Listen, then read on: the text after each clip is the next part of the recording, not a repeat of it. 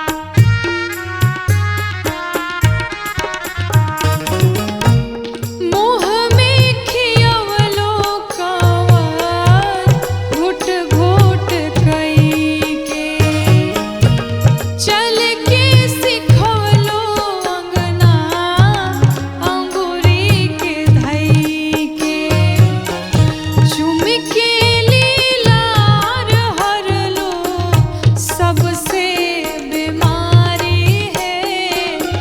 चूम के लीलार हर लो सबसे बीमारी है। दुनिया में प्यारी सबसे होली महतारी है। दुनिया में प्यारी सबसे होली महतारी है। दुनिया में प्यारी सबसे।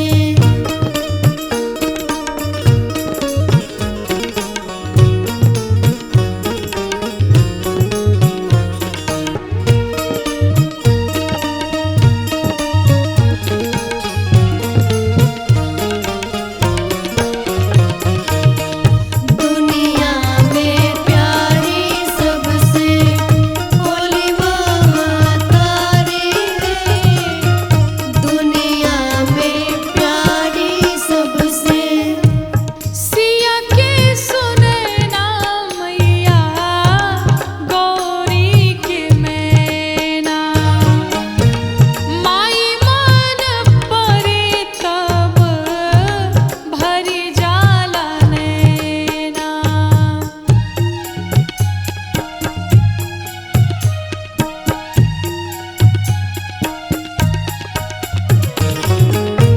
सिया के सुने ना मैया गौरी के मैना।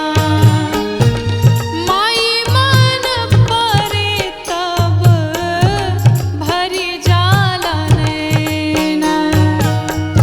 रोवले शिकारी मन पारी फूल कुमारी है। रोवले शिकारी मन पारी फूल कुमारी है। दुनिया में प्यारी सबसे होली महतारी है। दुनिया में प्यारी सबसे होली महतारी है। दुनिया में प्यारी सबसे होली महतारी है। दुनिया में प्यारी सबसे।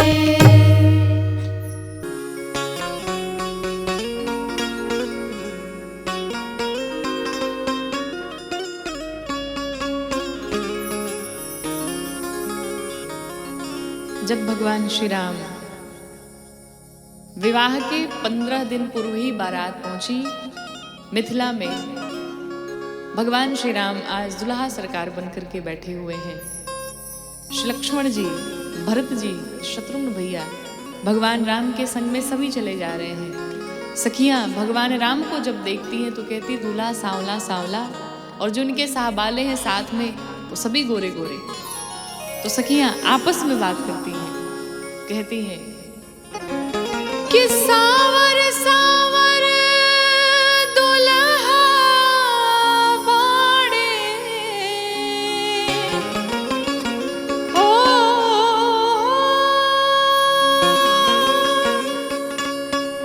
सावर सावर दुल्हा बाड़े। गोर साहब। बोलो दुल्हा सरकार की जय।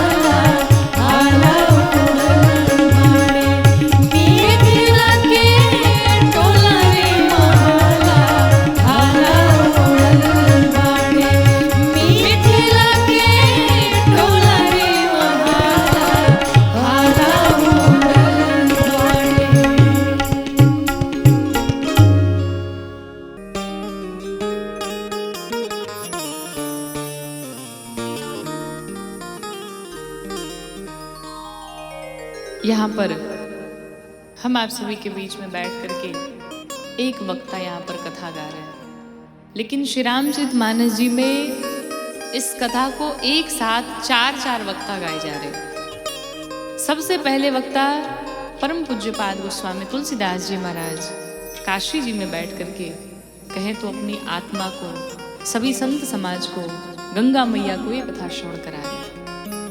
गोस्वामी जी ने कहा हम आपको वो कथा श्रवण कराएंगे जो तीर्थराज प्रयाग में बैठ करके याज्ञवल्क्य ऋषि ने भरद्वाज ऋषि को सुनाया।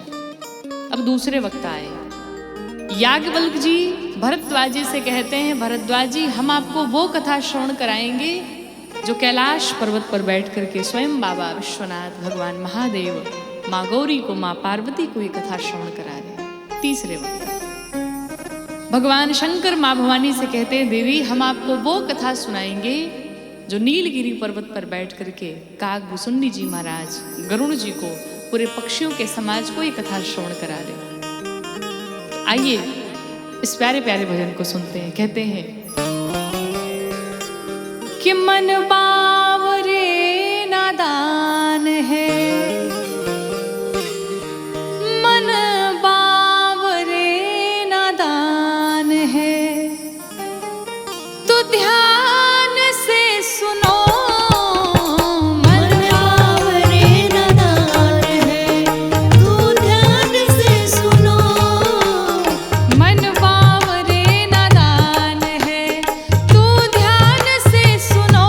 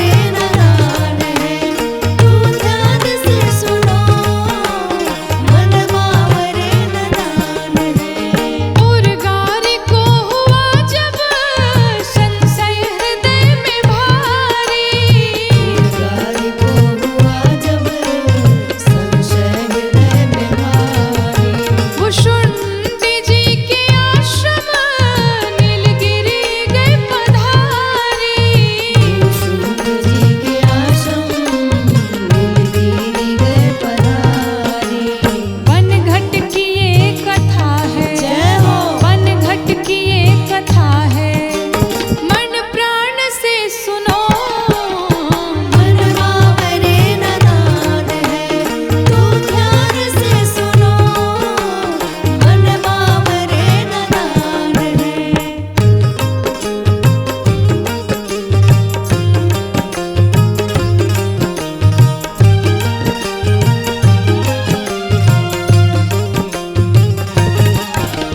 मन बावरे नादान है, तू ध्यान से सुनो, मन बावरे नादान है।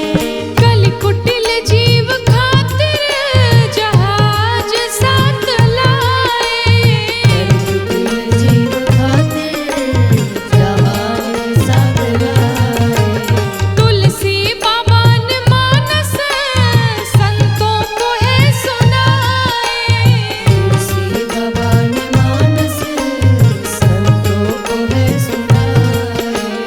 गौ घाट पर शिकारी जय हो। गौ घाट पर शिकारी सुरतान से सुनो मन बावरे नादान है, तू ध्यान से सुनो, मन बावरे नादान है, तू ध्यान से सुनो, मन बावरे नादान है, तू ध्यान से सुनो, मन बावरे नादान है, मन बावरे नादान है, मन बावरे नादान है।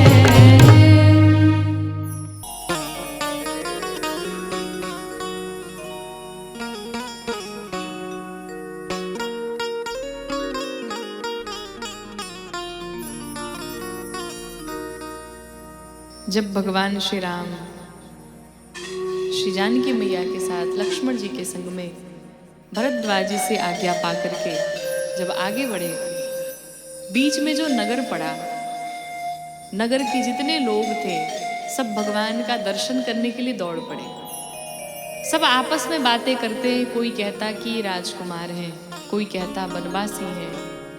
गांव की जो माताएं थी उन्होंने जब जानकी मैया को देखा, भगवान श्री राम को देखा, कोई कहता ये नाराज होकर के घर छोड़ करके चले हैं, लेकिन इनके जो लक्षण हैं ये बिल्कुल क्षत्रिय जैसे दिखाई पड़ते हैं। कहते हैं कि कैसन माई कैसन बाबूजी हो, कैसन काठ के करे कैसन माई कैसन बाबूजी हो, कैसन काठ के करे